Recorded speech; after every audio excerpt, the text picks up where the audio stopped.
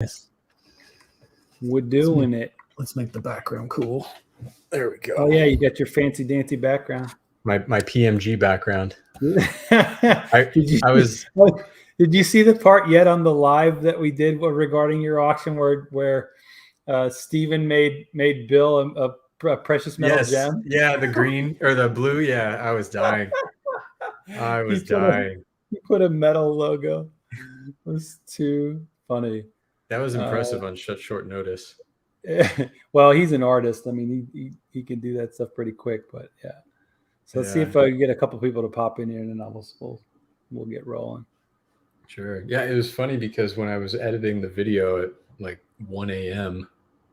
Saturday morning, I was looking at all the panels in my editor, and each one was a different color. And I was looking at them like, oh, that's right, the light changes color. And then I realized every panel was a PMG color. It was purple, green, red, blue, gold, and I was like, wow. So when you see the light in your chart, you mean? Yeah, the chart, but this background. So when I was editing the video, I'd see just the color blocks, and I thought it was really hilarious. I was like, oh, cool, I got PMG colors. Just like that is funny. I never thought of that. You're right. Yeah, I just keep thinking of Silver Surfer every time I see it. Ah, yeah, there you go. It's funny. All right, let me tell these guys we're live.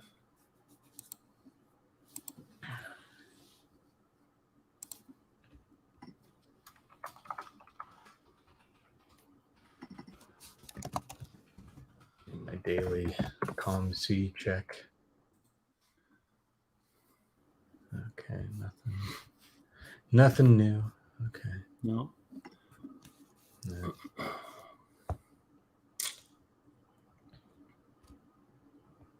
Mm-hmm.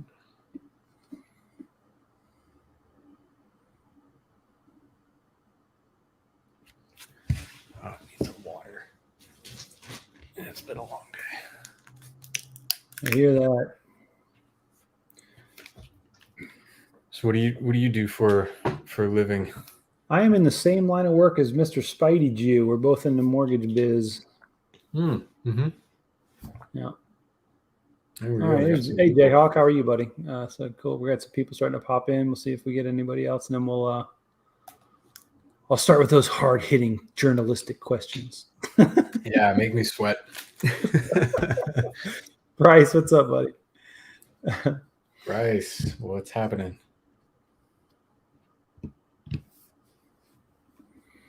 Long cards day on the way from you. You have cards on the way from who? Bryce. Oh, cool. Kurt, what's up, man? We're gonna have Kurt on the channel coming soon. He makes these amazing products for cleaning your cards before you send them in to get your PSA 10s. Oh man. Yeah, that ship sailed 12 months ago. Should have been all over that. Yeah, right. Your ship. As far as that one. I think you did all right. You know,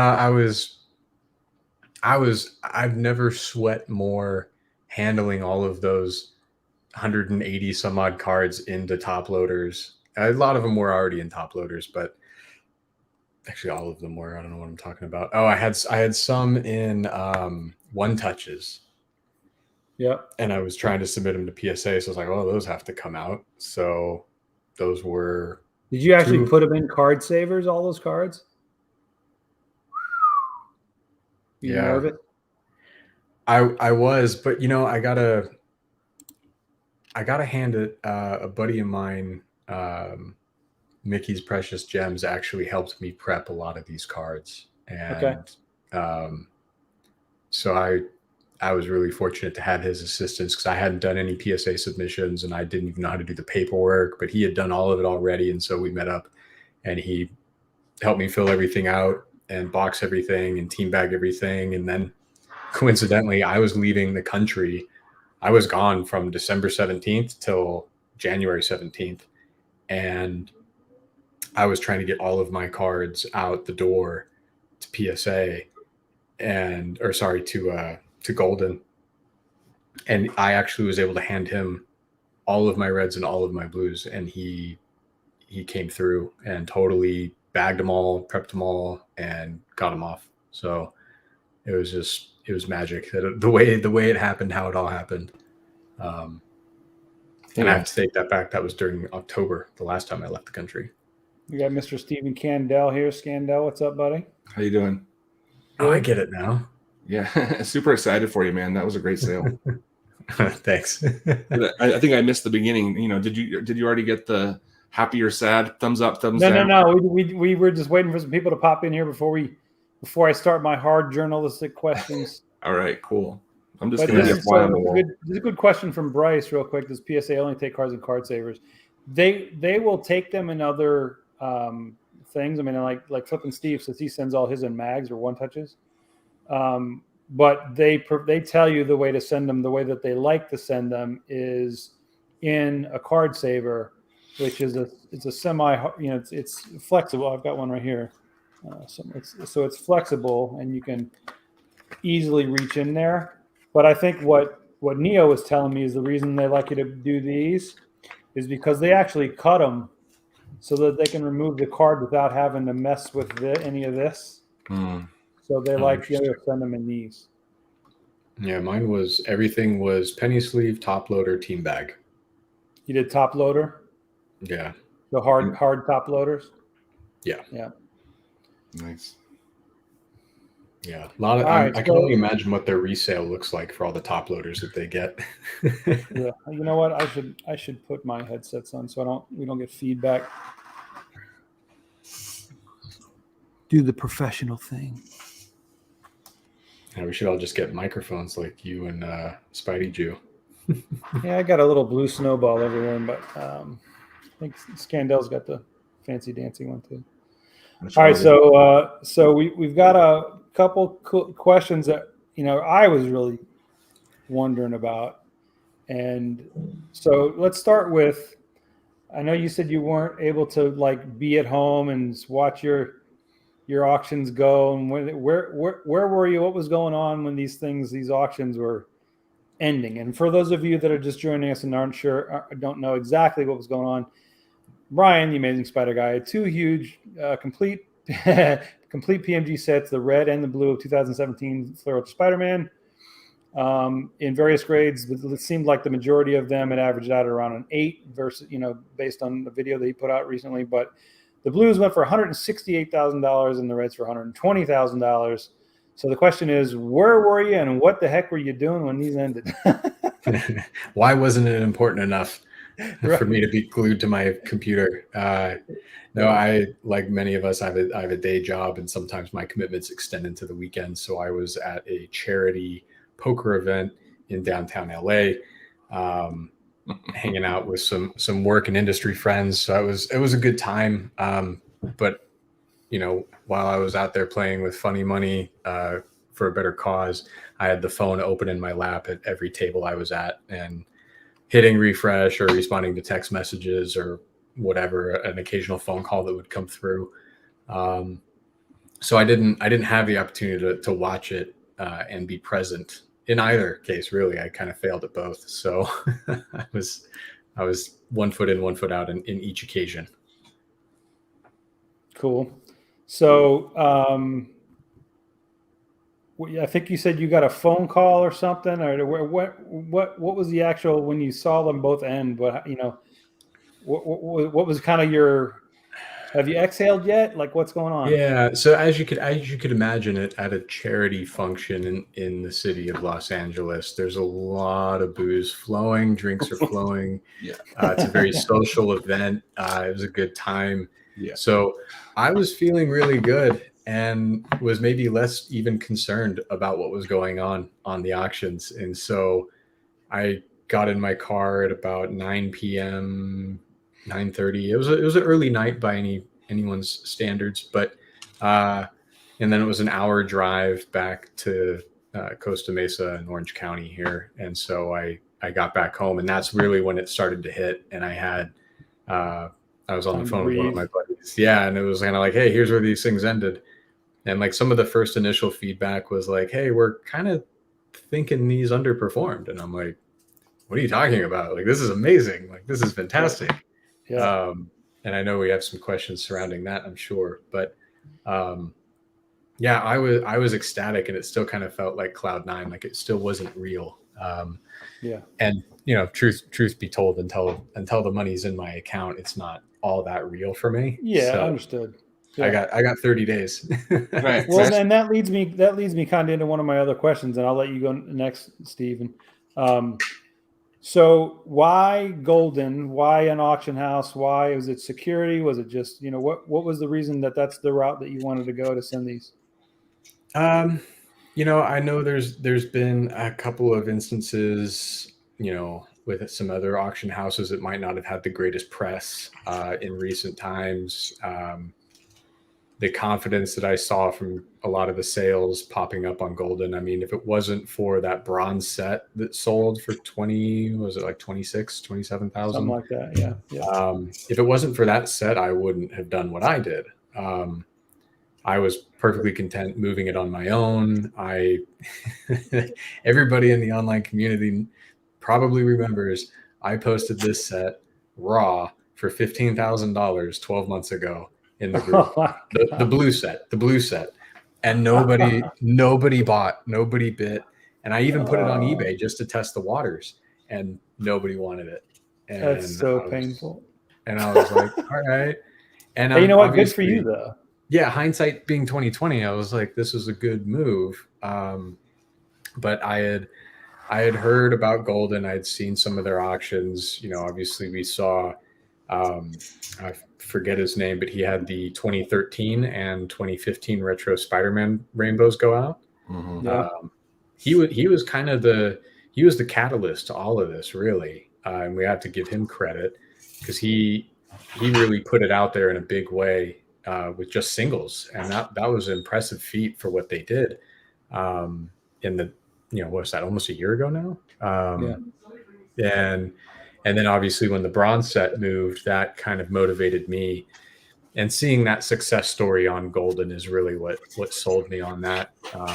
And so I reached out to them and had some conversations. I spoke with the VP over there, and we had kind of talked about what would be their go-to-market strategy? How do we advertise? How do we make sure that we're not in competition with anybody else? I had some very specific circumstances worked into the contract that was, I want no competing sets auctioning at the same time. And originally, and I know this was part of the discussion that night with you guys, was why are they running simultaneously? It would have been better to split the red and the blue set up. And that's how it was. So I had actually had it to where the red set was running during the holiday auction, and the blue set was going to run for the winter elite. And then there was just a little bit of a production bottleneck at PSA, as you could imagine. And so I've never heard of that. A backlog at PSA? What? Yeah, crazy. I have to back this up a little bit. My red and my blue set were not graded through me necessarily. So I did have Goldin front the grading fees on those.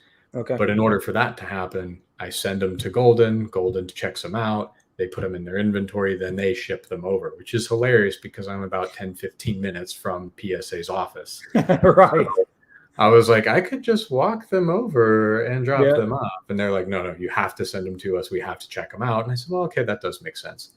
And I remember I was on the phone with them and I was like, I'm really bummed out. These things are going to go to auction.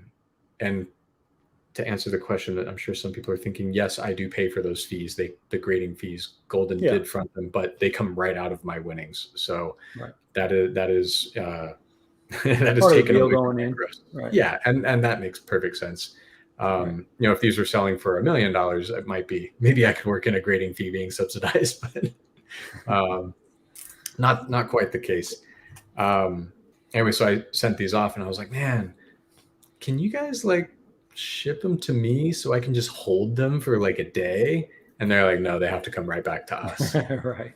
And I was like, oh, maybe I'll fly to Chicago and I'll go check them out and take some pictures with them or something. Cause I was just like, I'm really bummed that I'm not going to be able to have these in hand.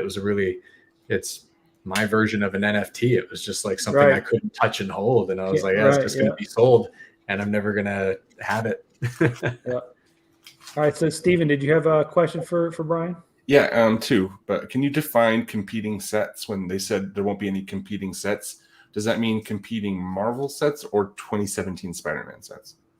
I was specific about PMG.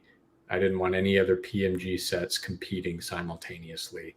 Good man. And I think that was good, but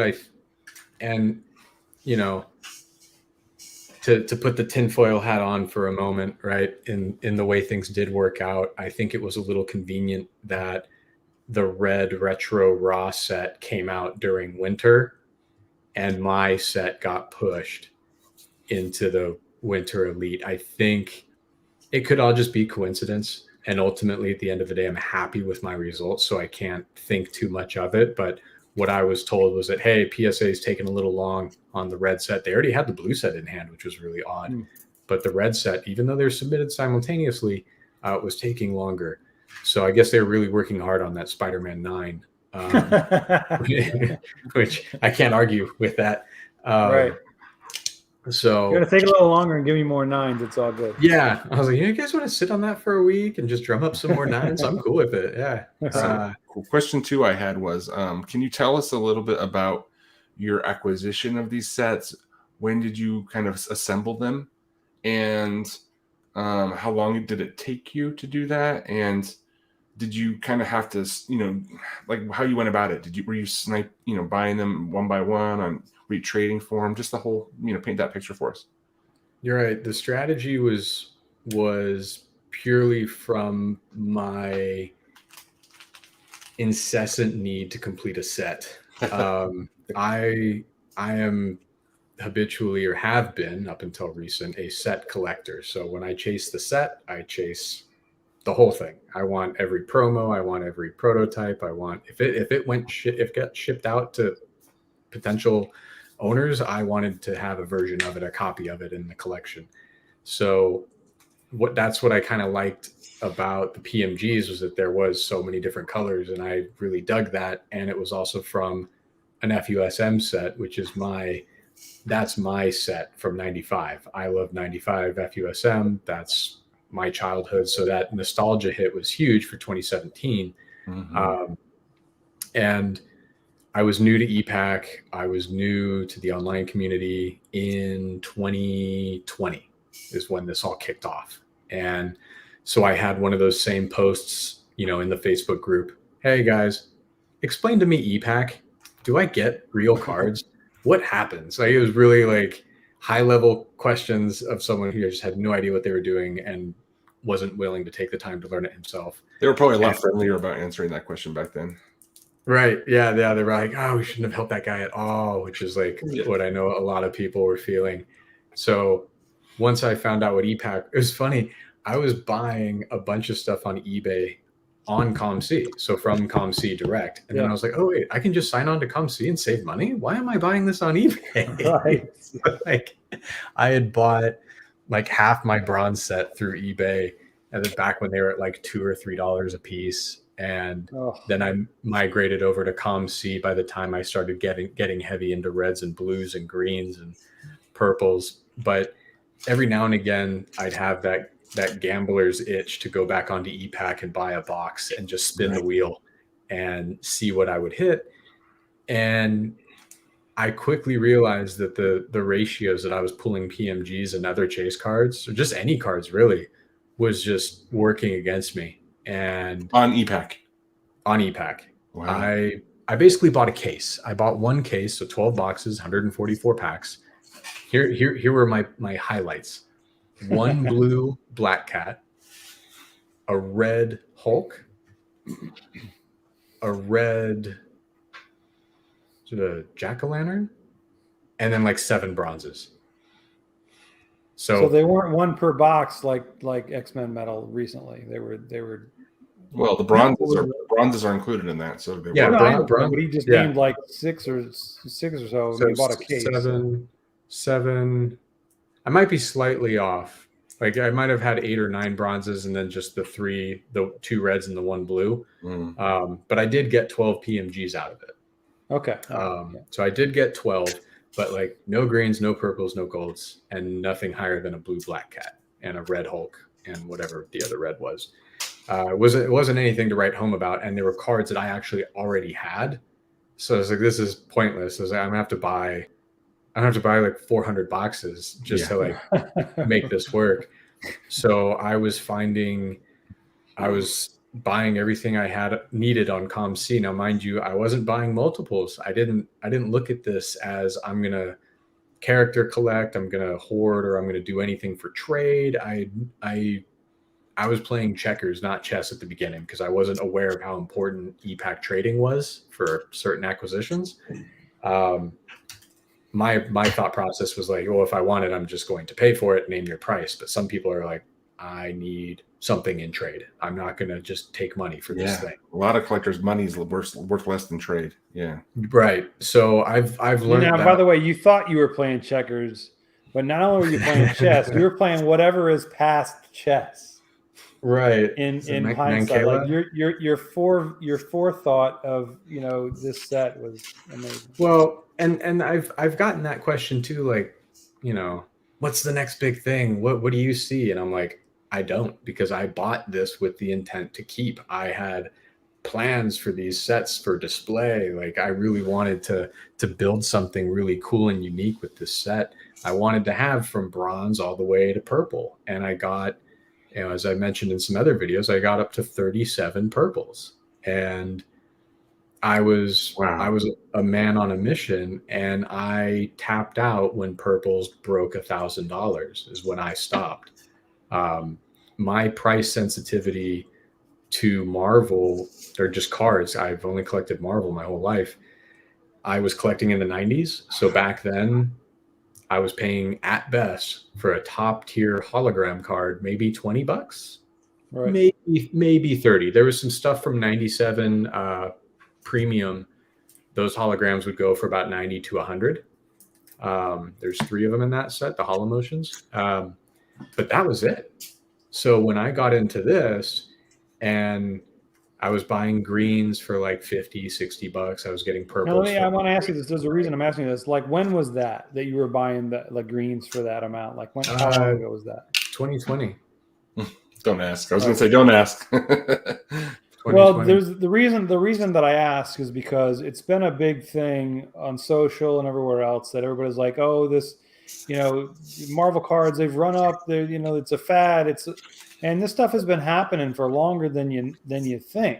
I mean, it's just like, when did you start? I mean, obviously the set came out in 2017. Right. So when did you start? You said when the purples got to 1,000. When was that? That would have been at the beginning of 21, right? So this would have been, was it a little over a year ago now? It would have been December, because I made my last 2 purples that I bought were Spider-Gwen and Carnage, and the Carnage was on eBay, and I want to say that was about $1,100. Wow.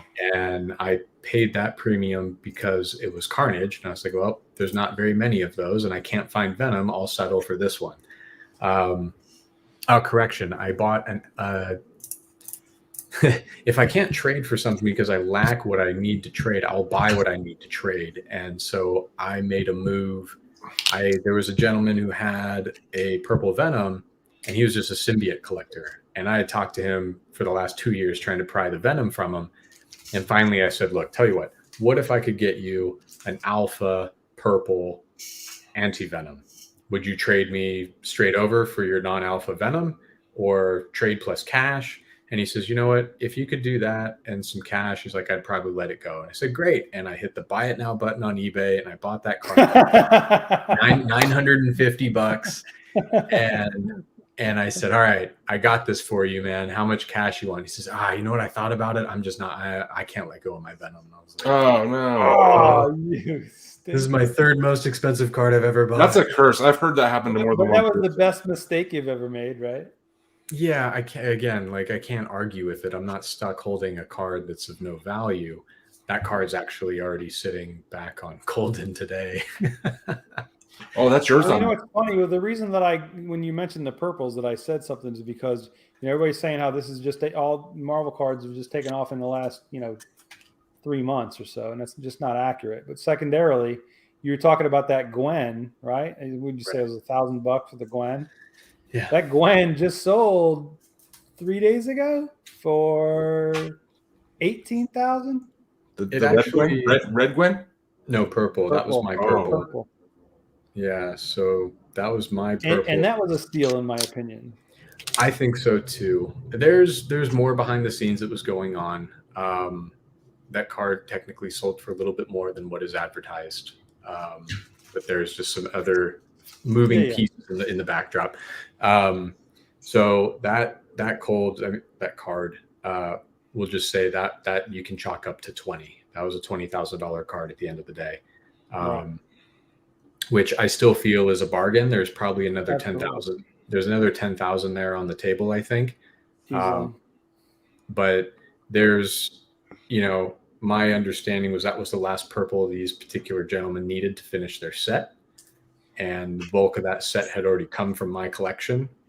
So I said, well, this is a bigger cause, and I don't necessarily need to milk this for 100% of whatever market is.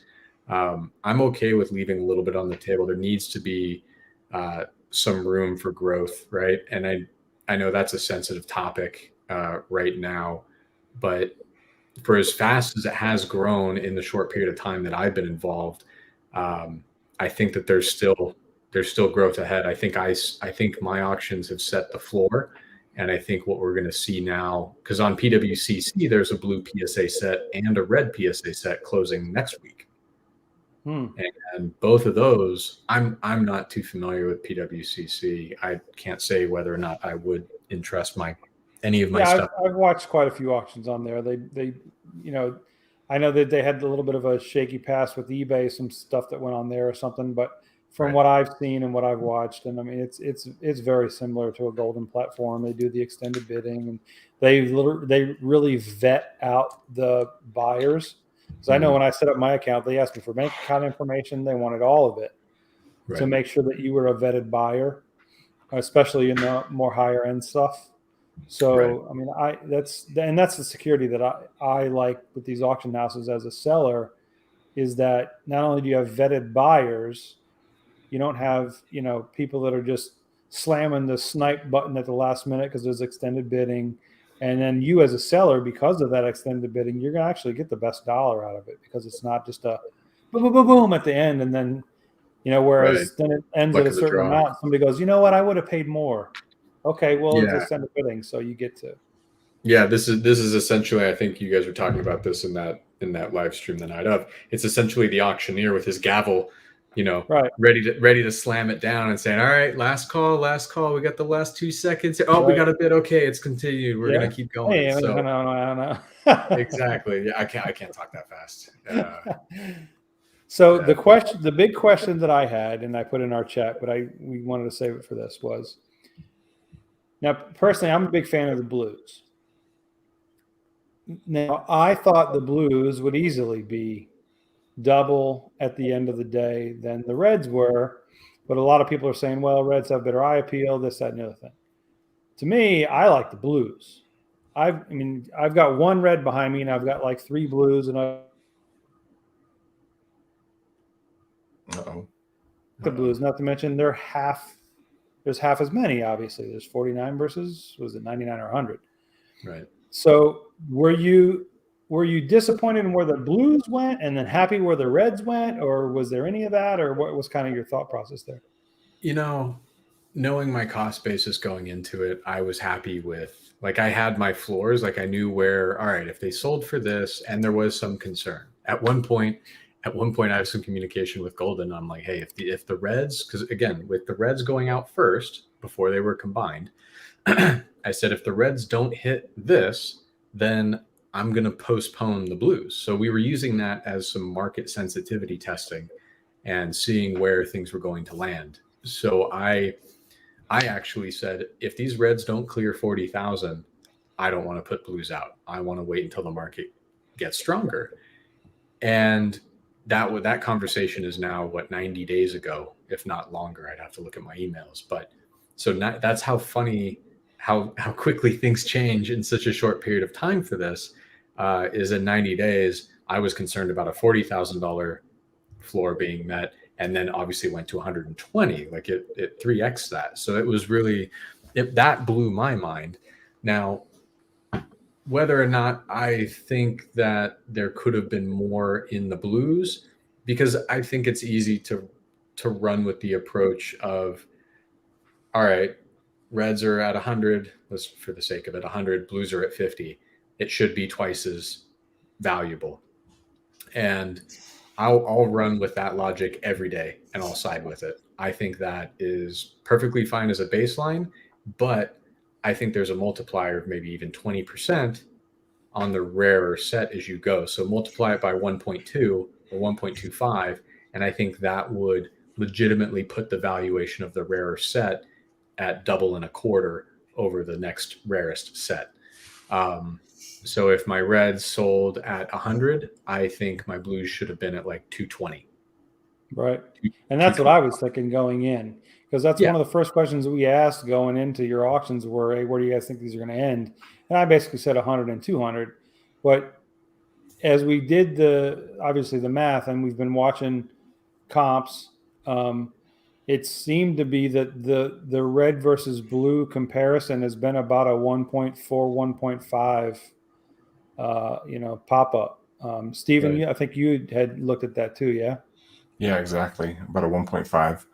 And we also did like a breakdown of, like, okay, who are the top 5 cards of the series? So they the top 5 bring this number of value to the lot just being there, almost somewhat regardless of grade, in my opinion. I know a lot of people really hone in on those grades, and I do think the grades are important, especially if it's below an 8. But I still think for PMGs, 8 and 9 are highly desired and considered standard. So, and others on the call, like Neo has a lot more experience watching this kind of stuff and thinking on the sports card mentality of people actually kind of, people were saying getting spreadsheets out and calculators, and I'm on the other side of the buyer coin where I do not do any of that kind of stuff, and I'm much more of an emotional buyer, and I think a lot of people are too. I don't think a lot of people, I have to think that there's people just like me that are emotional, impulsive buyers out there that also have way more money than me. And I'm impulsive. I don't have more money. I would venture to say that it's more so. Yeah. Because you might be less careless about the things that you would develop the smallest emotional attachment for, because it doesn't take you as much to part with that money. It's all relative. Agreed. So I'll buy $6 red PMGs 2 years ago all day long because I thought they were the coolest thing ever and I just wanted them. Meanwhile, someone else is looking at that thinking, man, if I had to spend $600 on cards this month, that's a lot of money. Like, it's all just relative. And yes, I've taken a step back from collecting as much as I do, and I focus now more on, say, a specific character or two, and by a byproduct of everything going as priced high as it is, I now change the way I collect or what I collect, or I focus on just a piece or two at a high dollar value as opposed to like I need the whole set. So I've changed the way I approach it because of that. But to your question, I think, and remembering what you said about the grades and the cards and the art, a lot of it's so subjective, right? Like, I know I personally love 2017 over 2015 and 2013 because I'm the FUSM guy. That's my jam. I love metal. I love the style of it. I like the card stock of 2017 over 15 and 13. I feel like they're shinier, right? Whatever it was, I was drawn into them. Yeah, just give me something shiny and like a cat with catnip or something. I'm just like, give me. So no, it worked, but yet I'm not falling in for the same way as say like Royal Foils or some of the other inserts that people are all shiny about right now. Well, it's funny that you mentioned that because that's something we were saying in the IG chat. I mean, 17 is my favorite set, not just because of the PMGs, but just without the PMGs. I mean, you've got the Royal Foils that you mentioned, which are going crazy. Yeah, You've got the EX Sentries. You got the what are the Ambers? The Ambers. Mm-hmm. The Ambers. You've got Jambalayas. I mean, there's so many just unbelievable and now expensive cards in that set. Yeah. That it just, to me, there's nothing else holds a candle to it as far as the number of cards that are worthy of, oh my goodness. Yeah. Versus, and that was the one that I hit hard. I just about every insert in there I've completed, with the exception of EX Sentry Then and Now, which I've completely gotten out of. But I chased the Hollow Motion, I chased the coin cards, the comic cuts, the dual comic cuts, the manufactured webbing. Wow. Yeah, you really went for it. As far as I know, I think I'm the only one to finish the manufacturing webbing. Yeah, the gold web foils too. I just got a really nice auto today. I got the Wolvie auto today. Oh yeah, that was one of my most expensive ones. But yeah, I got all 148, 49 of those. All the buybacks. I did all the 95 buybacks. No, that set was huge, and I loved it. And I liked that it still felt. And I know this is part of that conversation prior. It still felt the same. Like there was some cohesiveness even across those inserts, whether it was the characters, the style of art they used. I felt that there was a style board that they followed in picking the art.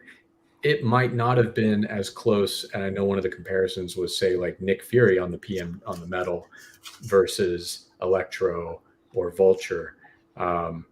There's less of a delta between those two than I've seen in say other sets where I look at X-Men's all over the place. Yeah, that like blows my mind. I'm like, what 5-year-old during our COVID vacations was put in charge of picking the art for that set?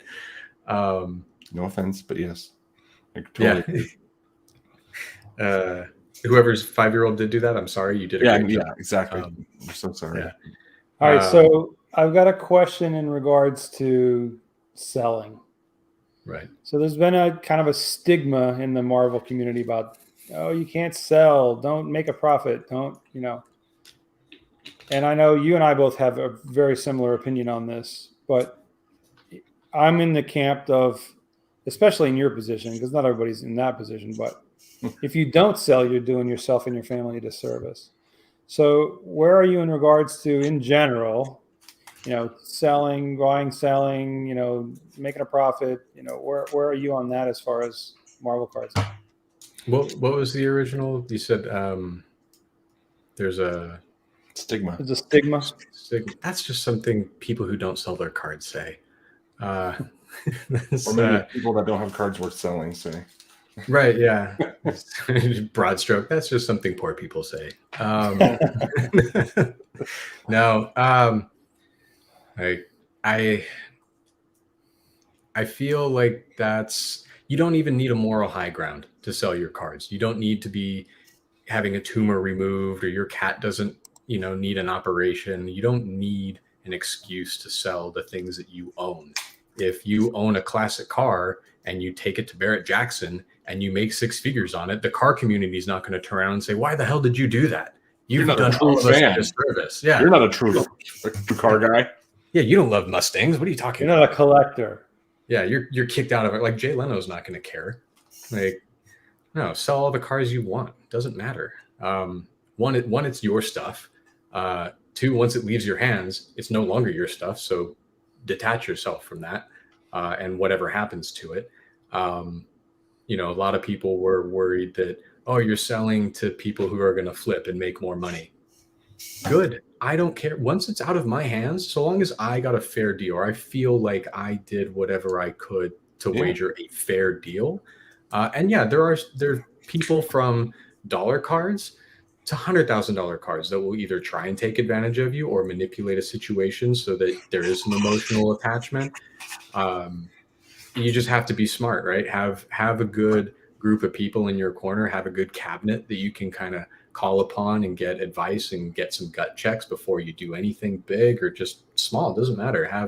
Have someone other than yourself in your corner that would be willing to give you impartial advice. And that's been a big part of I guess what you could chalk up is my success in selling what I've sold. But you know, I'll use the purples for an example. I know flat out that there's 3 to 4x left on the table for the purples that I let go of at the price that I did. Oh, for sure. And I'm okay with that. And I got a deal that was fair, given the current set of conditions, given the investment I had into it. And I walked away happy. Now, if those cards turn around and help move a purple set that's going to be worth $2 million, $2.5 million, whatever it goes to at market, fine. I'm happy to have just been a part of that process. Like, to have a hand in that. Right. Like, people who sell stocks, right? Did everybody at Wall Street laugh them out? Oh, you just sold your stocks? You're not a real stockbroker. What are you doing? Like, no, it doesn't. Like, you sell the things you have when it makes sense to sell. It's like anything. You're a pioneer, Brian. You're a pioneer. I mean, we all grew up going to our local comic book shop. We spent all of our hard-earned, you know, lawn mowing money on packs of cards, and we gave it to the guys that were, you know, the pioneers of the entrepreneurial LBCS. Like, there was a time where we gave up a lot of our money to invest in this hobby. And if there's the opportunity and the off chance that you're able to maybe recoup some of that or all of it, or make some money, like, however you, like, with everything that I collect, I know I'm probably breaking even now, like, all things considered, over my lifetime and what has been spent on cards, comics, toys, memorabilia, you know, family contributions from when I was a child, you name it. Like, I'm sure I'm maybe breaking even now. But it doesn't matter. Like, you don't need to have the moral high ground in any of this. You sell what's yours. You want to sell it. Yeah. Bryce has a question there. What was your family's reaction to these sales when those auctions finished? Did you ever see that guy won the lottery and he showed up to accept it wearing a Scream costume? No. So his family wouldn't know his identity. Oh, yeah. No. So his extended family. His extended family wouldn't know. Yeah. Right. It's kind of like that. No, no, everybody's been cheering me on. Everybody's really excited. My parents are kind of like just blown away, just mouths on the floor, because they're like, we used to buy you these cards when you were a kid. I said, trust me, Mom, these aren't the cards that you bought me as a kid. These are the stuff I bought 2 years ago. But if it wasn't for your investment and interest in my interest as a kid, I probably wouldn't be making this happen. So it's very symbiotic in the way that it's all come together, and full circle nonetheless.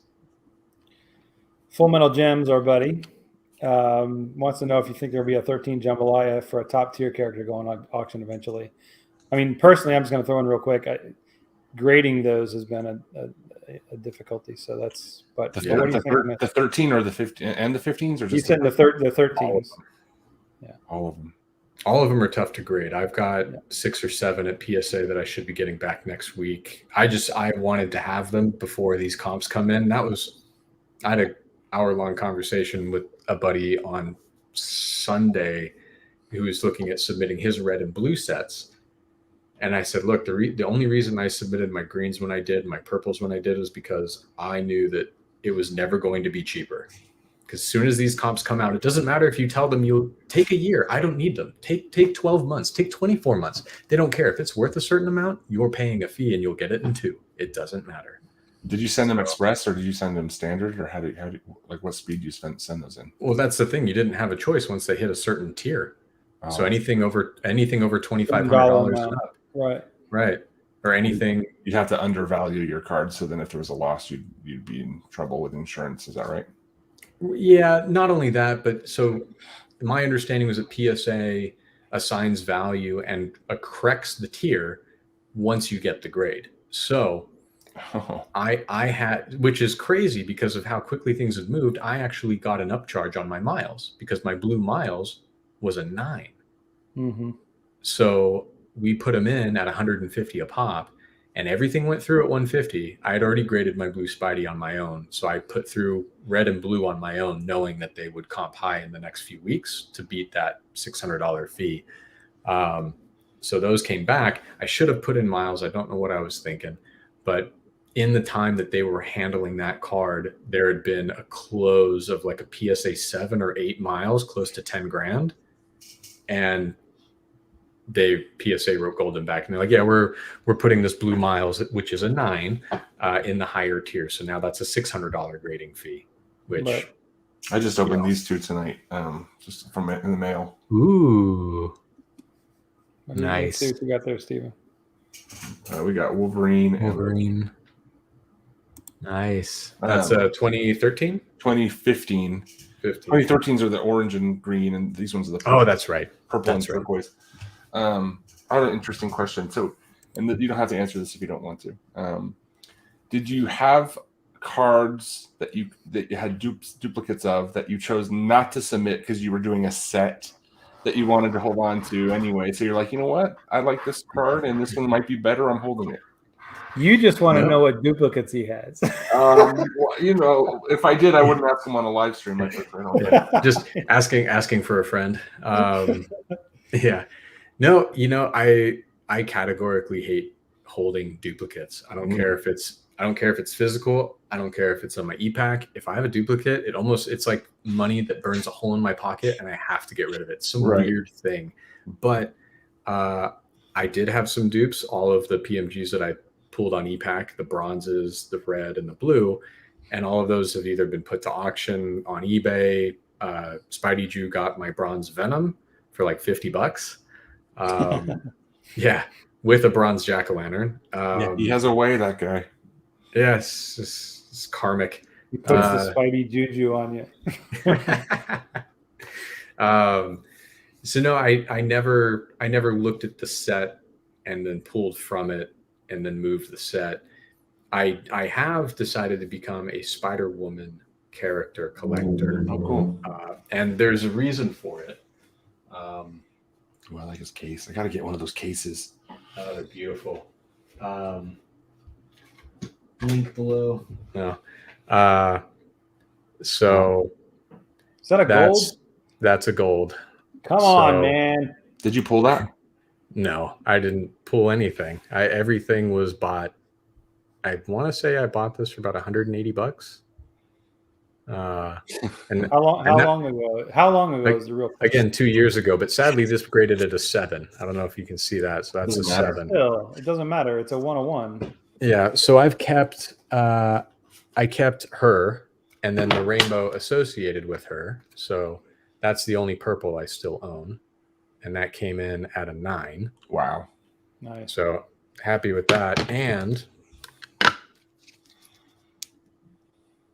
oh wow, you're on your way. Plates. So look, you're missing one plate. I'm missing one, so there's a heavy bounty. Whoever's holding that, just give it up already. I'll pay what you want. The blue plate. Yeah, I think it's the cyan.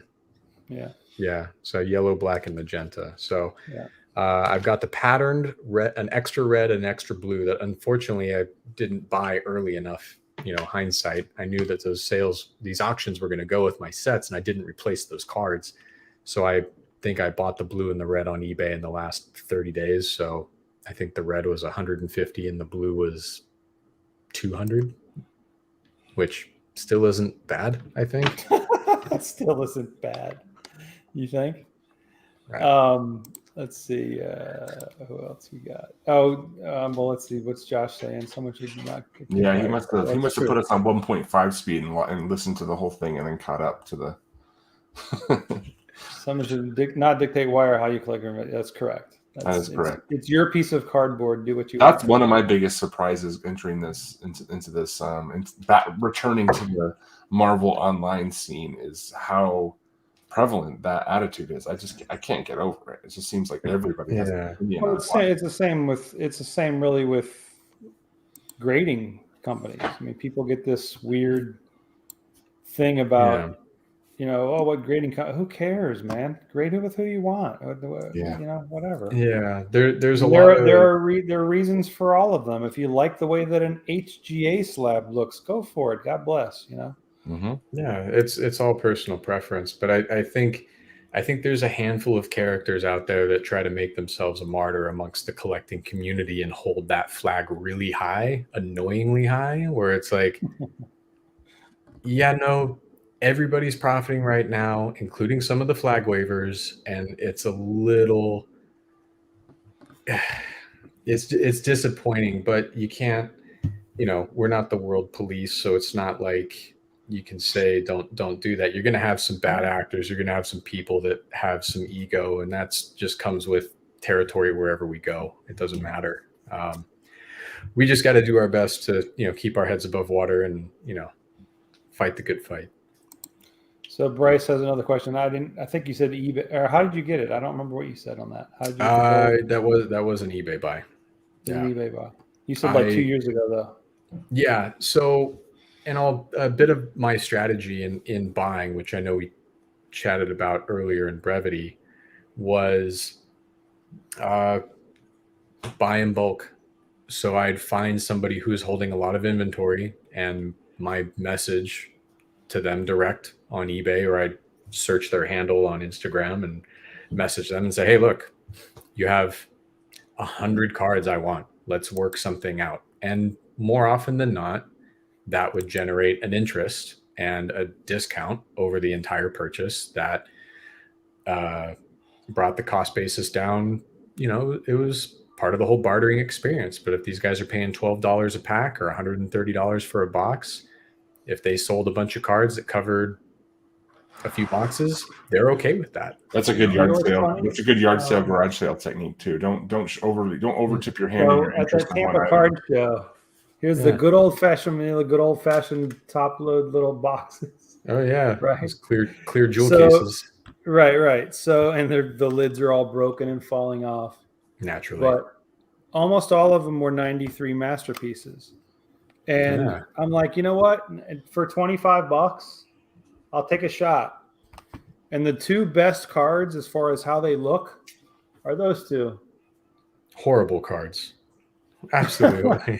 So even if I don't grade those, I got my money back. But that's and of course another good one is the Venom. Yep. But and those are all art. Everybody knows those cards, but that's the same type of a thing on a very minuscule, level versus what you're talking about. But it's the same thing. Same principle. Yeah, if you can find a good deal bulk, that's always going to be an awesome way to go. Shoot, I was chatting with a guy this morning, connected with me on Instagram or Facebook. He just bought a storage unit, and the storage unit was like $2,000. And he's got like $20,000 worth of cards in it. And so he had no idea. I think he recently joined the group, what he had. So he's just looking out for like, hey, can someone help me figure out what this is? And there's like 2 full sets of 96 masterpieces, and like 4 gold canvas cards, not canvas cards, whatever the gold framed cards are in that set. Canvas inserts, aren't they? Canvas. No, they're canvas, but I forget what they're called. But canvas was in 95, right? The foil. But yeah, he had like 6 sets of 93 masterpieces, like just tons of sets, and a handful of sealed boxes. I'm like, this is a killer find for $2,000 for a storage unit. I'm like, you don't see that happen a whole lot. Whoever gets my storage unit is just going to be like retiring. No, so what I need to know is where that storage unit is, and I need to get you to stop paying the bill. Right, yeah. And then I'll record my own storage wars. It would be a war for sure if word got out and that bill went unpaid. Yeah. I make sure that bill is auto paid on my credit card with the highest limit. So if I just disappear, that thing will be on auto run for like a decade. Right. Yeah. I have a question. This might be a concluding question, and I don't want to conclude this, so I'm not going to ask you. But I do have a question when we conclude. But in regards to like the this isn't a question, but the bulk purchasing, especially when you're working with people that have a large collection and you're interested in like, 20 or 40% of it, but you definitely don't want to like divide it for them as far as valuable to no valuable to you. You really, that's why you want to go with just like, hey, I'll take everything, I'll take everything you have here. And, what's the total? Give me a total. And that way, because, a lot of people will, and this is kind of you could call this kind of a little skullduggery, I guess, but to some degree, but you really just kind of want to not to tip your hand on what your big interest is on what stuff is, So I definitely think buying bulk is key to getting some really good inserts or really good, cards. Yeah. I just did this week, so I have another question in regards to your amazing auctions. How long did it take you from when you opened your first 2017 pack and went, wow, till you had the whole thing, till you decided, you know what, I'm going to sell it, I'm going to auction it? How long did all that take? First of all, how long did it take just to put the set together? And then from 2020, I should say, so I wasn't collecting cards since the 90s, and I was just bored and on eBay one day, as we are at times, and I decided to just look up some trading cards. It was like Spiderman trading card and sort by highest price. I was like, let's just see what trading cards are going for these days. And at the top was a purple 2017 PMG, and it was going for $1,000 with a best offer. And it was a BGS 9 or BGS 9.5. And I was like, you know what? I'm going to submit this guy an offer for $500 and see if he takes it. And I submitted. And like 20 minutes later, he accepted. And now, mind you, I had not bought any cards. You were like, oh no, what did I do? In 20 years. And I was like, oh my God, I just way overpaid on this. And sure enough, I scroll down like half a page and there's another one for $199, blue. And I was like, buy now, cancel the other one. I got that one. So I could have had two purples at one point. And I scrolled all the way back in my buy history and looked at both of those and just cried. And so I had the one shipped to me for $199, and I get it. And like the bottom right corner is all dinged up. But at the time, I'm not grading. I had no intent to sell. I'm like, this is a cool card. Then I was like, oh, there's a red one. Oh, there's a blue one. Oh, there's all these. And then it spiraled from there. So my first was a purple Spider-Man 2017. Then I found the whole checklist. That was your first purple? That was my first card. That was my first 2017 card straight from eBay. And then I bought the blue one for about $90 and I bought the red for about 30. And I was like, okay, cool. I've got a cool like $400 collection of Spider-Man cards. And then I bought the base card and then realized that there's a full metal set. And I got really excited about that. Then I really found out what PMGs were, not by any hyper craze, but by colored inserts. And I thought that was cool to chase. So I started getting into that. So I didn't actually rip any single packs until I bought that box or two on ePack, and then quickly realized that's not the way to do it. And then just bought everything on eBay. I got deals through the group. I got deals through Macari. Macari, did you really? I actually, and I you can look at it. Is that a legitimate site? I'm always wondering if that's it's an app. Yeah, I've gone on there and just looked around and whatever. Yeah. I've probably got 100+ transactions and buys on there. Wow. Okay. Yeah, do it. I'm not getting anything from it, and now I have more competition. All 14 of you listening. I was on there and I found a guy who had a full gamut. He had red, blue, purple, and green, and I want to say he had almost a dozen green and a dozen purple, and like 24 blues and 24 reds. And I came at him and I said, look, I don't want these lots. I want these cards because I just needed them for my set. I wasn't thinking to buy to resell. And we negotiated these things down to about $80 a card on the greens and the purples. Purples I got, I think, for 90. And then he bundled the rest of the lots and sold them as is. But I think I bought both of those lots for $1,100. And it was close to like, it was close to 20 cards. And like looking back on that, I should have just been like, sell me all of them. I will double up on purples and greens now, knowing what they go for, of course. But that wasn't the intent. I just wanted to finish the set. So those first few Spidey MM1s on eBay is what kickstarted it.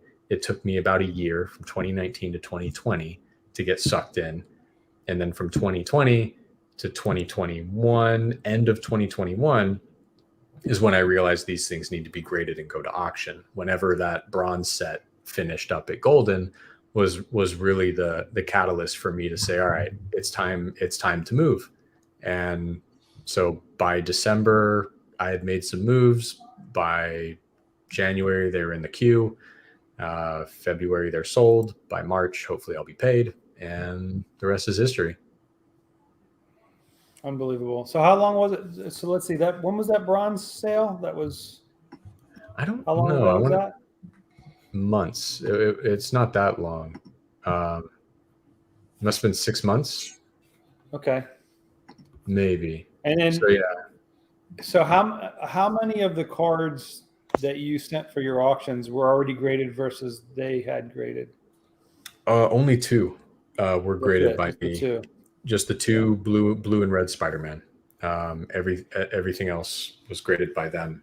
Now, is this something that they said, hey, in order to do these auctions, we have to grade these? Or was it like, we recommend that you grade these? You're going to whatever? Like, I knew that would be a premium driver from what I saw and seeing, because someone eventually put a bronze set ungraded on eBay for like 15,000 and nobody was biting. Right. And so it's like, okay, well, if you spend an extra 7,000, you get your 25 to 28,000. So like that, at a flat fee of $150 a card, I was able to look at that potential risk or exposure. Sure. If I had to float that, I was just looking at putting it on a credit card. I don't have that kind of cash. So I was like, great, I'm going to float $14,000 right now. And I was just blown away thinking that I would even think of doing that. And then I'm on the phone with Goldin talking about it. And I said, look, like the only thing that's holding me back from doing this today is the grading. I said, I gotta move some things around and figure things out financially. And he said, well, actually, why don't we do that for you? And we just back it out at the end. And I was like, okay, yeah, sign me up. Like that takes a lot of the risk off of me. And so that didn't make sense to not do. But I know that if I had approached them, say, with a graded set that was already done, that's when you can start negotiating things like parts of the buyer's fee and stuff like that. But that, I understand, is typically reserved for stuff that's really high dollar, definitely going to move. I know Marvel's hot for them and it's new and they're excited. They probably have a certain level of confidence that they're going to sell whatever it is that's Marvel is going to hit their auction block. So I don't know. I can't advise anything as to negotiating points on the back end off the buyer's fee, but I was happy with their acceptance of the terms and that they did the grading for me. They handled the cards with no additional fee, which was a plus. So all their administrative costs in taking those cards, receiving them, checking them in, and shipping them back out, managing that process, like that takes time for any company. Like securities and handling fees and all that. You would think that would be something. Freight, right? Insurance. Yeah, I mean, they were out money for that. So I would have felt that I would have been trying to take a little too much if I then went to them and said, hey, by the way, can I also take some of your buyer's fee? Can you give me 2.5 points on the back end for that? Let's negotiate this again. Were you happy with the overall presentation of the cards? I can only imagine how critical I would be once seeing the listing, seeing the words in the listing, seeing the photo display, the order of the photos. I feel like I would have gone into hypercritical mode, especially for that amount of money that you're dealing with. Was there anything there that you would wish to have been handled better? Or I wish I would have taken a bit stronger position on voicing or having an opinion. Looking back, it's easy to think, oh, well, we could have done these things a little better. And I think this is where it starts to help anybody looking to do what I just did. Again, I think their presentation is good. Their photography is good. The videos they produce for Instagram and online, I think, are good. I think their photography could be a little better. Yes. I am a I think photographer. video too, right? Maybe some video panning of that foiling. Yeah, I feel like these are very three-dimensional objects, despite them being on a flat surface. So I know having some dimension added to it would probably help. Um, video sells. Anybody in marketing these days knows that like that's the most consumed thing on the internet is video. So that's how we sell our things. Um, so I think there could have been some improvements there. I think the format, and I did jump on them about this in the beginning because they didn't have blue Spider-Man on the front image. They didn't have it. Where they didn't have. You're right. Somebody had messaged you about that, right? And said, "Hey." Someone commented on a thing I was tagged in on Instagram and say, "Hey, is there no Spider-Man? It's not even shown." And I cycled through the images and I was like, "Holy crap, you're right. It's not there." Like, guys, can you check this out? Because I'm pretty sure that's a big one. Yeah, I don't think Miles was on the front page either on one of them. No, and so I think, and again, you think that it's just the auction house, they handle it. I feel like there is a degree of education that needed to be given to them still. I mean, they're still learning. We're all still kind of learning in some respects, but I feel like even the titling was a little funky. When you read through the boldface title at the top of that page, I was like, this isn't reading in a way that makes a whole lot of sense. Like I'm hearing buzzwords. I'm seeing like where whoever from marketing did their research and pieced this together, like came up with it, but it didn't jive with me as a collector. Like go look at your titles on eBay, you see how bad it hurts you if you omit something, if you don't put PMG, if you spell precious metal gem, or if you don't put metal or something, like what's going to cost you views on your auction. And I feel like that title could definitely use a bit more work. Even their format, they don't list the cards in the grades. I think that's kind of that's really weird. It's a really you got to cycle through every picture and try and look at it. Yeah, they don't make it easy. They don't give you the information you need to digest and get hit with just the overall picture, right? Even having one picture with all 50, I think would be really cool. Instead, you're having to you're going through and you're seeing, 24 at a time or 10 here and 12 here. And so that I think is a little funky. I have a call with them tomorrow. So I'm planning. Each card is worthy of having its own picture. Yeah. I think at the very least its own picture, maybe not front, maybe not back, but at least front. Right. An argument could be made for both, really. Why not? Why not? The only reason I would say the back is if maybe you have an alpha or an omega, it might be important, but right. Yeah, which the blue set had the Alpha Daredevil, so that was kind of cool. But other than that, sorry, Steven, were you going to say something? Oh no, I was just going to say, like why there should be plenty of space on their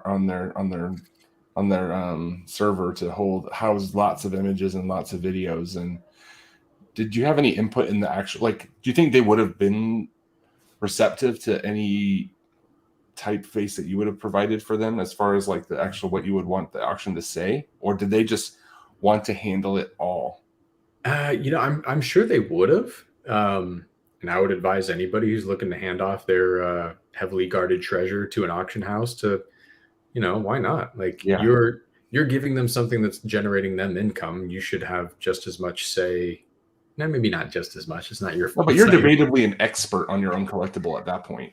Geez, like everything about it, and especially the people that might be interested in this, what they want to hear and see. So right. Well, at the same point, there's probably a lot of people in Goldin selling stuff that aren't that expert, right? They've come up to something. I mean, so they're, it's a house divided at that point. But I think, you're right. I think there needs to be some willingness to talk to the fan base. And I feel like the community, nerds in large, are having more of an impact on the powers that are in play here, right? We see Marvel and Star Wars doing our bidding and creating the content we want to see and casting who we want to see, and certain things happening, on just the voices of what we want to put out there. So why wouldn't it trickle down into an auction house when you say, hey, look, I'm the guy partying with this thing. Here's what I would like to be said, or can we work on something together? There's no reason they wouldn't want to do that. It's going to make them more money if it sells for more. You'd think they would want your input. Yeah. Right.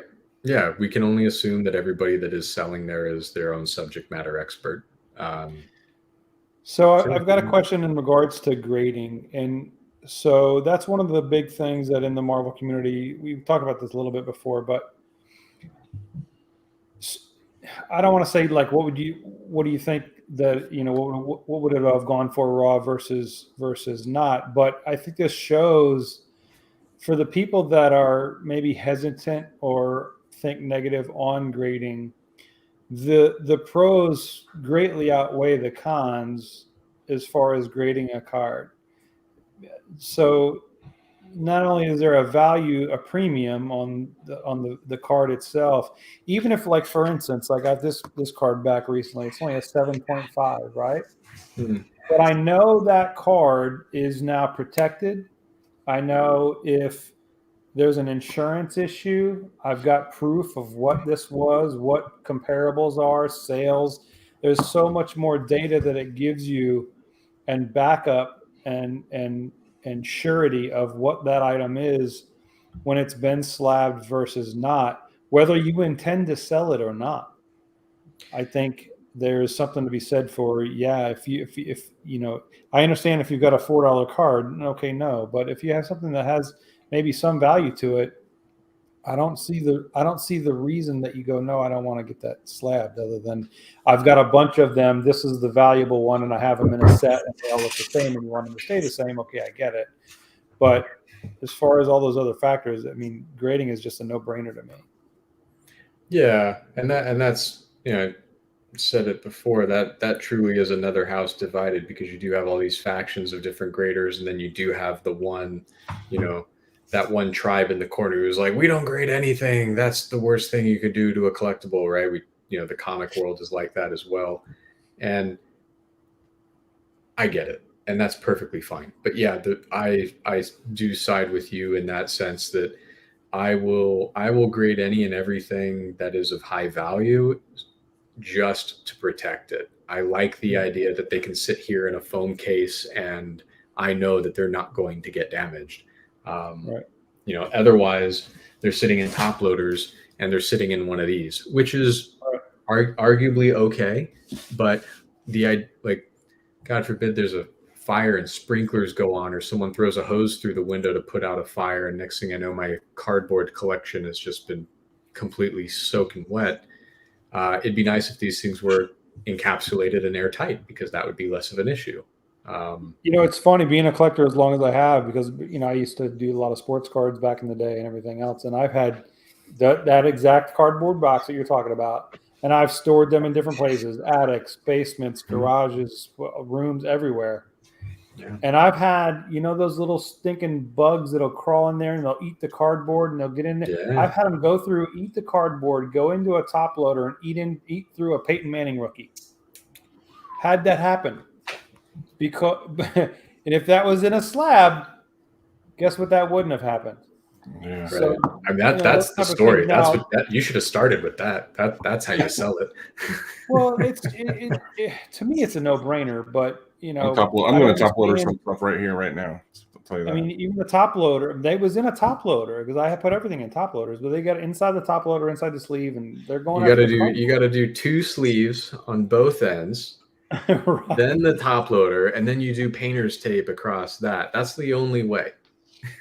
Or you could just send it and get it slapped.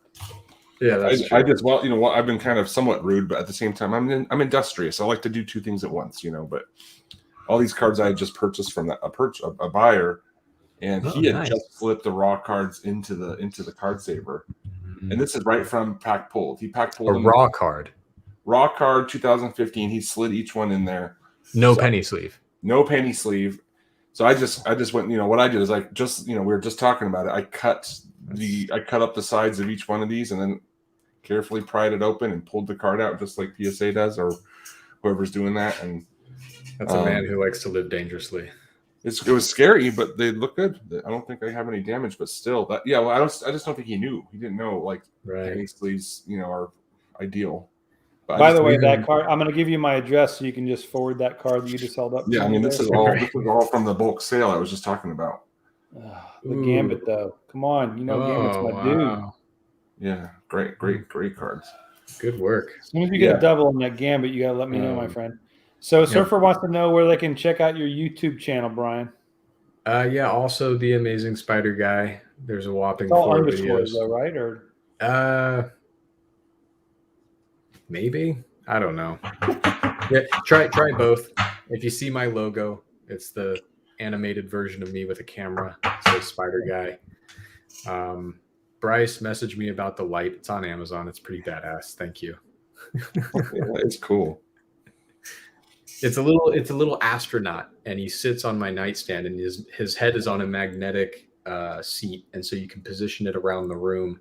It's remote controlled, and it just projects a galaxy and some stars and some other stuff. Wow. So a friend of mine had a picture on her Instagram of it, and I was like, "What is that? I need one." And here we are. That's awesome.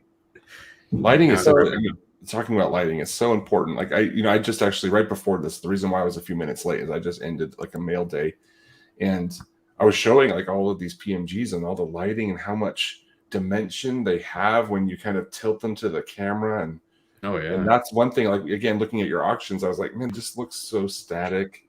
And the blues especially were not. They look better than scan. They look better than like a scanner bed, but they didn't look as good as they would if you kind of tilted them to a warm light and kind of like these ones here, like these ones. Yes. Oh, shut up already. Those are awesome, dude. I want those. Yeah. Hey, those color matches are terrible. You should just send those to me. Yeah, I thought about it. Appeal on those is awful.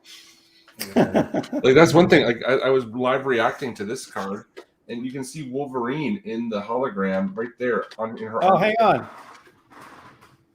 Oh wow! I think I have that. Hang on. You see Wolverine there? Yeah. Oh, that's cool. You just don't see that stuff when you're like looking at these flat images. No, you're right. You're absolutely right. I didn't even know there was like imagery in some of these PMGs. Dang it, I don't know what I did with it. I have the non-PMG, the base card of that. Right. And it is beautiful and is very, very prominent with Wolverine and the other characters that are in that. It's interesting because there's a micro Iron Man right there by her foot. Look at that. Oh, yeah. You can see there's 4 different characters in the background that are very, very prominent in the non-PMG artwork, which is interesting. What's cool about the base metal. The base obviously has a ton of art still in it. They didn't just rip the character out like they did for 2017, and that might be part of the reason why I feel the way I do about the art delta between the retro sets and 2017 is 2017. They just pulled the character out and you had your metal backdrop. You didn't have the background from the comic or wherever art that they sourced it from. Right. So it gave it a cleaner look. You're able to identify the lines of the character. It just popped more. And I know this has been a common complaint in some of the retro stuff. The placement of the character in the frame of the card is super awkward in some of them. Like Agent Venom in 2015, I think it is. Like he's like in just like the bottom corner. Like it's really off-centered art. Like half of it is PMG backdrop, and then the other half is Venom. You say that, but the keep talking. I want to try and find that card. The 2017 really cool. Spider-Man with like the little starburst right in his crotch is not necessarily good placement either, though. You know, that's actually, I'm biased, but that's my favorite one. Really better than Miles?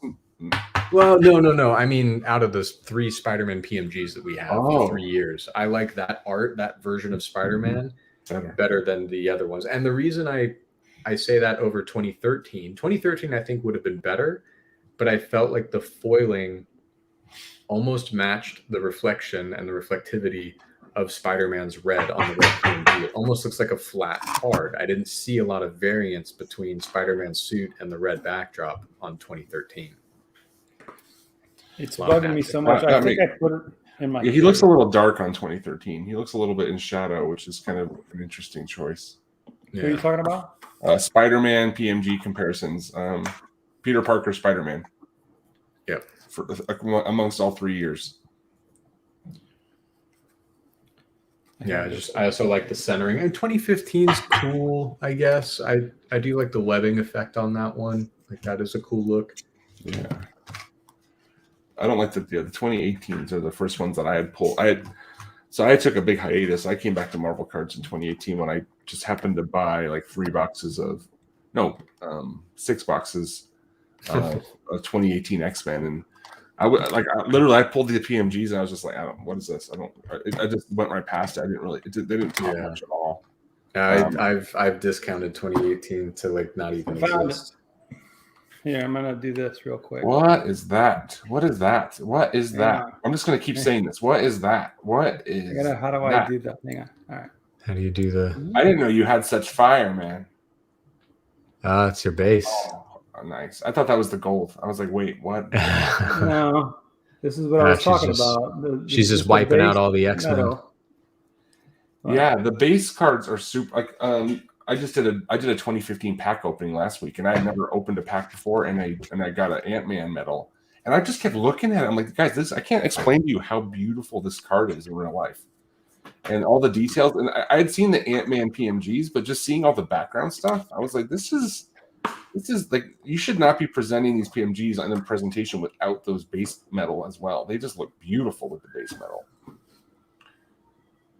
You know? I mean, that's the thing, like, you know, with everybody, you know, talking about PMGs and, you know, that's what's gotten all this attention to the Marvel community.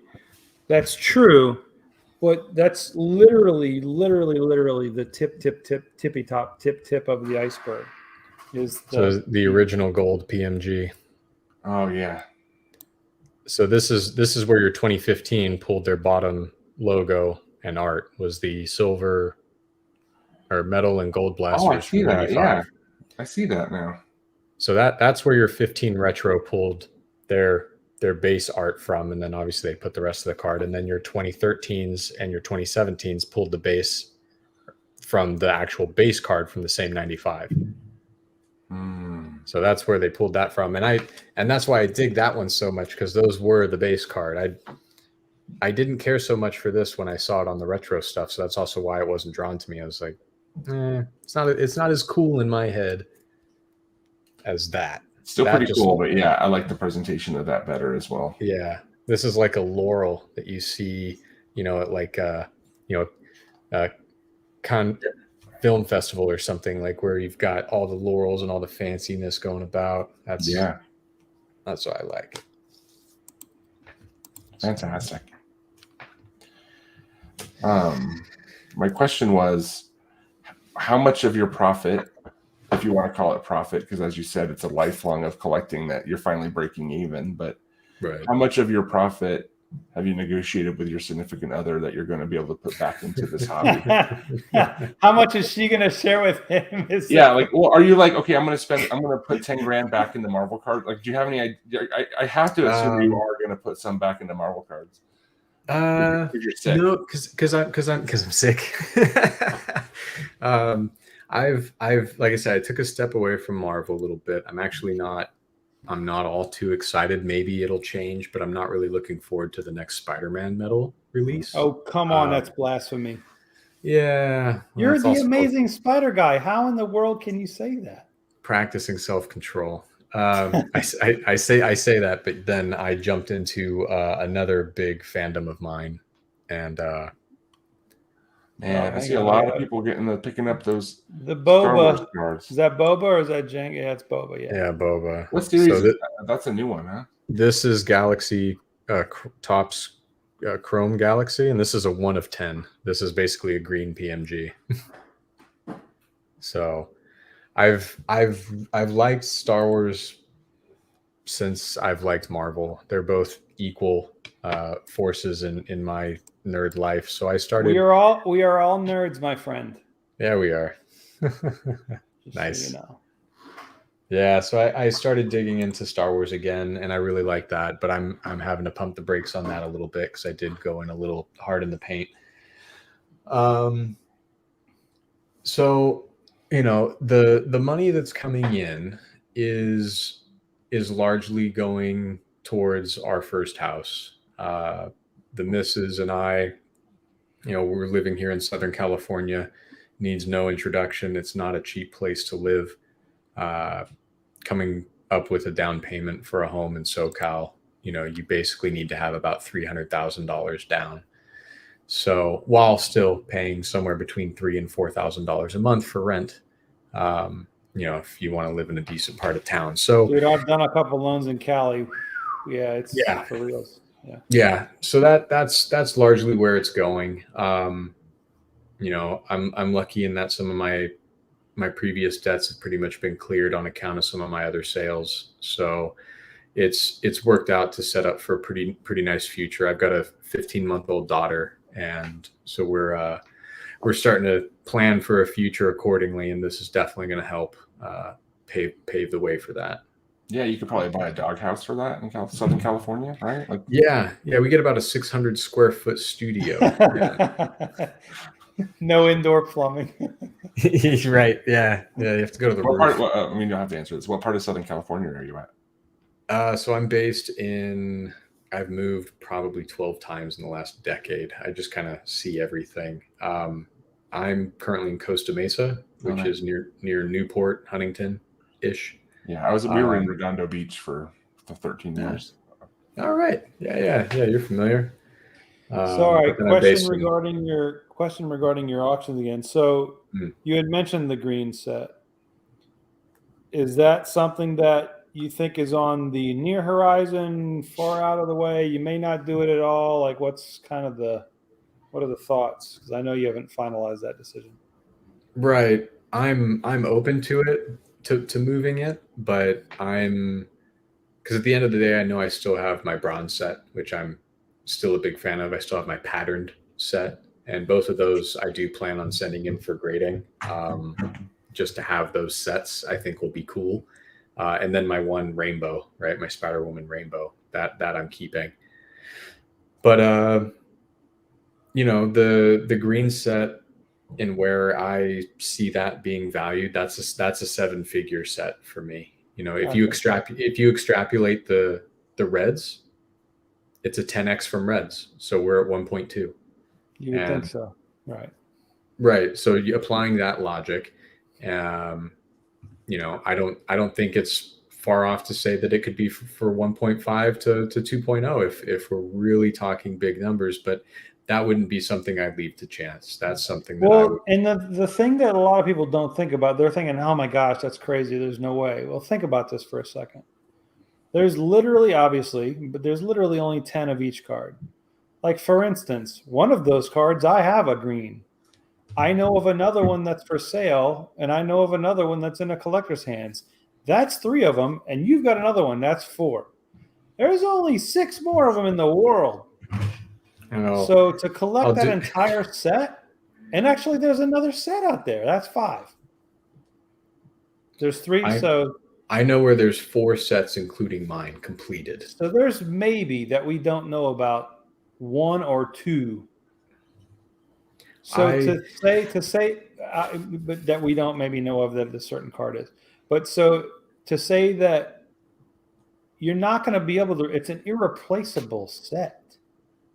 Yeah. No, you're at this point, the greens are done. I don't think anyone for any amount of money, I bet you the 60% of the cards that are still out there, if we know where 40% of them are, 40% are tied up in sets that aren't being broken up. The other 6 cards that are in existence, I guarantee, just based on their status and based on the number of character collectors that are out there, those are vaulted. You might get loose in 1 or 2 here and there, but for the most part, these cards are in their forever homes. You might see a chip come up here and there where someone's like, I need to pay for a surgery, or again, like whatever their cause is, it says, all right, time to let go of one of these. But I don't think you're going to see a 5th green set completed. I did know somebody who was close. He only needed MM1, and then he gave up and moved that partial set to a new person, and they went and finished it. So there's 40% of the market that's together. The rest will be in disarray forever. There will not. I know one of the people that you're talking about the other set. So that's 2. You know another one that's 3. So I mean that my point being that to put that green set together again, I mean, it's an irreplaceable piece of art. So for that to go to 1.2 is easily there's no reason that it shouldn't. if you have an appreciation for that art, or if there's a person out there that has an appreciation for that collectible, Trust that has me, the type of money. I know it's hard to complete these sets, especially once people start clinging on to popular characters. I have, these ones right here, and I have one left that I need, and like the fact that everybody knows I have one, like I need one certain one, doesn't help me either. Like I had one guy try to really extort me out of it completely, and it's so much harder as time goes on. As time goes on, and these sets get created and split up, and collections get passed around, and it's practically impossible. I can't imagine how hard it would be. It's impossible to make a green set again. You would never make a green set. How long did it take you to put your green set together, Brian? The green set was the last one, and I had 49 of them for the longest time until I got my MM1, which cost me my purple MM1 and a purple Deadpool and a purple 2099. It was a heavy trade. In hindsight, I could have sold the purple for what most recent private sale comps went for, and then bought the $150,000 green that was on eBay and still had money to spend. So it's funny the way that works out, but it was a tumultuous trade deal that went on for about a week and a half, 2 weeks, and then finally was able to negotiate it. And we had a broker come out, take the card from his buddy on the East Coast, brought it out here, and then we met up in person at my office, actually in downtown, and did the trade. Everything was fine. The big picture was me finishing that set, so I was happy with that trade.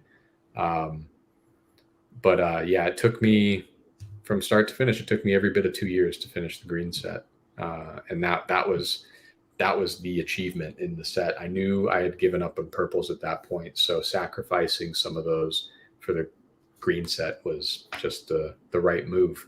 But we're saying something. Oh, the green set at 1.2. Now, statistically, it might have been an outlier. But what did that Green Hulk go for?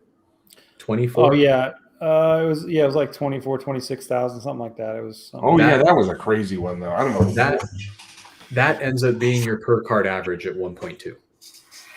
That's your math. So if you have one mad Hulk collector who's like, I need that green, and he's going to chase that thing down because it's the first one that's come up to auction on Goldin, and he bids it all the way up to 24. Great. You have your one character collector who said, this is probably the last chance I'm going to get a color matched Hulk on a PMG 2017. Wow. So it went nuts. So if you do the math like that, by law of averages, it makes sense. But when you start extrapolating your Spider-Man, your Miles, your Gwen, your Silk, then you start talking about your grades. I lucked out. My green set has more 9s than it does 8s. Like it's a really 9s and 8s are equal. What offset it was the 10. I had the 110. So which one's the 10? Silk. Silk. Yeah. Oh, and that's a good character too. And there's 2 other 10 Silks green out there. So really, for whatever reason, that green Silk just gemmed. I don't know. So outside of even what you were saying about the 26,000 per average on the card, if you think about, don't even think about the grades, but if you just literally think about how many of those sets there will ever be in existence, there aren't going to be any more than what's already in existence. And I think you said, and I agree with you, there's 3. I don't know if there's a 4th, but we know of 3. One's yours, one is somebody else that we both know, and the third one I don't. But oh no, I know where there's 4, including mine. 4. Okay. So, but what I'm saying is there can't be, if any more, many more. Yeah. I don't, like I said, I think the last 6 of every one of those cards is stuck somewhere in some forever home. And I don't think you'll ever align all 6 of those cards again in a way where you can make that 5th set. You might start to rattle half of those loose and able to pull them into half a set, but I don't think you're going to be able to see, because you're going to have your Punisher collector, you're going to have your Wolverine collector, your Iron Man collector. You're going to. You're saying if you're like a 100 million, you have tons of money. The fact is that these cards are not coming up. Even if you had the capital to go for it and go for it effectively, you're still looking at a very long journey to even find the collectors that have them. And like track them down, right? I mean, yeah. And even that, I know there's a saying that I like that says everything in life is negotiable. You can negotiate everything. It doesn't matter. That's But true. uh, I've seen some negotiations where there was not something on the table, but the other side knew that it existed with the other party, and absurd amounts of money were thrown to try and free this card up, and it was not given. Other deals were done in this same motion where there was six figures at play, but that even with hundreds of thousands of dollars on the table, that one card was not able to get freed up. So some people just don't have their price, and that's just the way it is sometimes. it's interesting about you think about the psychology Well, behind that kind of thing, like what yeah, goes into true. that kind of psychology. And not only that, but literally and physically, like we're saying, like of the one that I have that I know where there's 3 or 4 other ones. Well, that automatically means that there can't be too many sets out there. I mean, there's 4, okay. That I mean, they're really, I can't even imagine that there is more than that. No, I don't think there is. And I've pulled away from it for a little bit, but in all of my searching and all of my hunting, I've kind of come to know where a lot of these cards have landed, and I know where a lot of them have been freed up. And no, I guess a resounding no. There will not be a 5th green set that ever gets compiled. I can say that with more confidence than I can to go out and buy a PMG today and be able to sell it tomorrow. Like that's that's definitely not gonna happen. Not in the cards, as someone would say. So overall, what was your experience in this whole? I'm glad you're wrapping up. My wife just came in and is like, am I going to see it? Yeah. So that's what I'm kind of asking. So what were your feelings about this whole marathon? How do you feel about it? Do you feel heartbroken that they're gone? Are you happy that it's done? Are you relieved? Like, what's kind of the whole? Yeah, it's a mixed bag of emotions for sure. I know you said in the chat was on, and I was actually talking to my fiance about it. I was like, man, I'm kind of sad these things are gone, but they were gone for me a long time ago. I never got to see them graded, so I didn't get to have that attachment.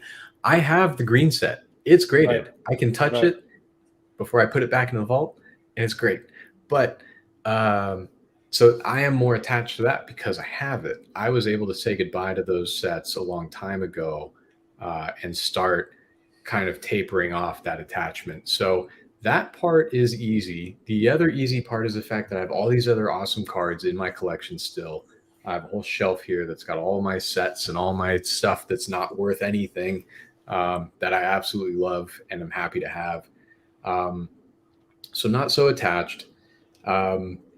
I feel like we are just getting started though. And I'm not saying that because this is going up for auction next week or anything, but this is the hobby. This is a current movement. This is pop culture in motion. And I think that it's fun. And I know it sounds cheesy and campy in every sense of the word, but or the sentiment, but I have made a lot of really good friends, like people that were voiceless online in a chat group. I now get to hang out with and possibly like go hang out with in Atlanta and like do other cool random things with. And like I've met some cool people here in LA that are collectors. Stephen Frank's a cool dude. I've met Dan Park, Mickey's Precious Gems. I've met I've talked to JD a bunch, like all these cool people from the groups that we get to know and chat with. Social media, the operative word is social. So you're getting to be social with these people. And I think that's kind of cool because I feel for the longest time, it's just been like, let's post up pictures on Instagram or let's post up something stupid over here. And you get some laughs and likes. And that's been a very one-dimensional social experiment for me for the last 20 some odd years. So it's cool to have this community actually take shape and be a part of it and be involved. So that's where I like see myself in being involved and helping and just being a proponent. So that's, I like having these chats and having these dialogues. I think it's important. It gets people educated on different parts of the hobby and the process so that we can avoid the missteps and caveats that others before us may have made. You mentioned Pioneer. Well, Pioneer's made a lot of missteps. And so I'm sure that in whatever ways I've pioneered, it's also because I've learned a lot along the way. So I'm just happy to contribute that. Well, before Marvel Guy wraps this up, I just want to say I think history is going to be very kind on your timing of when you sold, to be honest. I think a lot of people will consider yours the first of many shrewd moves that happen, and I hope you don't have any regret, because I think, there's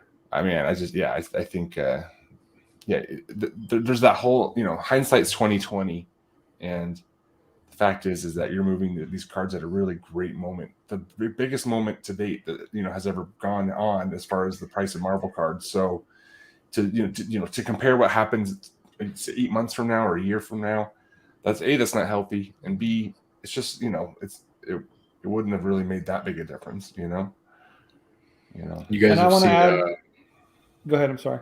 I say you guys have seen Lion King, right? Yeah. You guys remember Rafiki, the monkey, the baboon? A squash like a banana. Yeah. Don't worry about what's in the future, and don't worry about what's in the past, right? And he hits him, and he says, "What'd you do that for?" He says, "Doesn't matter. It's in the past." Mm-hmm. Same thing applies to the future, right? Like it really doesn't matter. Like on either end of it. Like if you're here and you're now and you're doing what you got to do, like perfectly fine. So what I was going to add, I just wanted to add to what you kind of said about community, and that is really the driving force in this for me, is because in my previous life, I was in a very large gaming community, and it was very similar. And just to give it a point of view of the circle of friends that we've created, and heck, just in our IG chat, right? We've got the UK, we've got Spidey's in Louisiana, you're in California, Scandal, you're in Utah. I'm in South Florida. We got people, Neo's in Ohio, Steve's in Delaware. There's people, great curator, he's out in California. People are everywhere that we've made friendships with. And to share that kind of stuff and the knowledge that we, get and we share with each other and kind of go through this journey together, because we're all kind of playing blind. We're all semi-educated on what we're doing, but at the end of the day, you don't really know what's going to happen tomorrow. And it's it's amazing to have partners in this and friends in this to kind of go forward and be in this community with. And it's kind of really what makes it all worth it. To me, to do all of this, it's kind of worthless if I don't have other people to share it with. Yeah, we need our adult show and tell. We gotta. and it's hidden. This is a hidden thing from other people in our life that know us. It's like, this whole online persona, these online Instagram chats and stuff. We get to kind of be these young kids again, talking about cards, and we can still be working professionals in our real life. Yeah. This is true. Yeah, I don't let on very often that this is a big part of my life. Although a lot of people in my office do know that I cosplayed as Spider-Man, so that's still I wouldn't say it haunts me, but it's definitely, people know I am the Spider guy at the office. So yeah. So if we can at all pull your strings and get you to come to Atlanta, dude, see if you can make it happen, because it's going to be a special time. Talking about the friends that we have and that we've made, it's going to be a really, really cool group of people that we've got going, and it's going to be an epic time. So yeah, I don't think I have much going on, so that could line up. Before we do depart, I wanted to confirm live: is my set the highest Marvel sports card sale on Goldin? Marvel card set, or not even a single. I don't think a single. Well, the single blue Spidey went for 132, right? Yeah, 132. 2013 blue Spidey with buyer's fee, though. Correct. Right. It was a BGS 9 2013. But as far as yours goes on Goldin and a set like that, heck yeah, yours is. You blew everybody out of the water. Yeah. Even the 2013 retro that went that red set went in January or like December. 96. That was under 100. Yeah, it was like 107 with buyer's premium or something like that. No, I was just curious. That's kind of a cool thing to be able to say that I currently hold the record for the largest. You are the Marvel. record holder, my friend. Yeah, Marvel, not non-sports, because there's some Pokemon stuff on there that's done pretty wild, I think. Oh yeah, Pokemon. Yeah. No, we're not. We're nothing compared to Pokemon. Well, I pull your words back there because I mean, currently we are. I understand, but once people get a little more educated on Marvel, and this is the whole thing about this is being educated on Marvel, is that on all those Pokemon cards that you're talking about, what was the serial number on those? No, that's totally true. That's true. There isn't one. You're on every single one of those cards that you had graded in an auction. They all had a serial number on them. Like Pokemon, they have an advantage. I'm going to close on this. I don't want to get too in the weeds. But with Marvel, comic books is kind of the heritage of how it came about. With Pokemon, it's the cards, right? Pokemon cards were what launched Pokemon as a whole franchise, as a whole IP. So it is kind of more integrated than Marvel cards in as far as they're ahead of us for sure. Yeah. Oh, yeah. Well, it's the mainstream. There's a reason for it. That's all I'm saying. There's a reason. 100%. I'm not saying anything bad about Pokemon. I'm just saying if we had the amount of collectors that Pokemon has educated in Marvel, which is what I think eventually is going to happen, and that's why I say a set like Brian's is the tip of the iceberg. Because as people get educated on all these other cards, I mean, Pokemon comes out with a new set every 3 weeks. We get a new set every 3 months at the best. Oh no, not with the latest releases. That's all been pushed, right? Yeah. So that's what I'm saying. So as we get more education and more product, I think a lot of this stuff's going to change. So and you're right. The education component's huge too, right? We saw what happened when a few new people became educated in Marvel, and look what's happened. So a very small portion of people have become educated, and this is where we're at. So just imagine when that starts to have this exponential effect, more of these trade shows happen. It's just, it's going to be interesting. Like I said, I think we're just getting started. Correct. So cool. All right, friends. Well, hey, it's been really awesome. Thank you for your time. Brian, congratulations on your sales. Thank you. Those were amazing. We had a lot of fun watching them and covering them. Mm-hmm. So tell everybody where they can find you. I mean, you got an IG and a YouTube. I know you use a lot, but YouTube's kind of hit and miss. I'm not the biggest provider of content there, but The Amazing Spider Guy, and then also on Instagram as The Amazing Spider Guy. But don't forget those little underscores in between each word, and you're good to go. Scandale, throw it up. Yeah, you gave me 3 hours of good content the other night, so it was really cool. So that was an epic stream, and we wanted more. We were having a hard time ending it, so I got to watch the rest of it still. So that'll be after this ends, and I have some dinner. I'm going to watch that and eat my dinner. Yeah, I'm super glad to be part of this community. I just started last week as far as content creating heavily, so nice. Thanks for having me on, Marvel Guy. It's really nice of you to invite me and be so friendly. And everybody knows you can find me same place, Marvel Guy 239 IG in here. I really appreciate everybody watching and joining us. I think it's going to be an amazing year. Look for some awesome content coming out of Atlanta in about 3 weeks. Myself and Spidey Jew and Sketch Hard Hive and some other people have some really, really cool plans coming up. It's going to be an epic time. Content's going to be aplenty. I can't even imagine how many cameras are going to be at that thing, because every content creator I know in the world is going to be coming to Atlanta. It's going to be bonkers. There's going to be more cameras than cards. Some of my cards might be going. I don't know if I can go. I think I can, but and we've talked about that. That's fine. So, but hey, thanks everybody for joining me, and Brian, thanks a lot, buddy. And thanks for having me. We'll be chatting on the IGs. Always. Thank you. All right, guys. Later.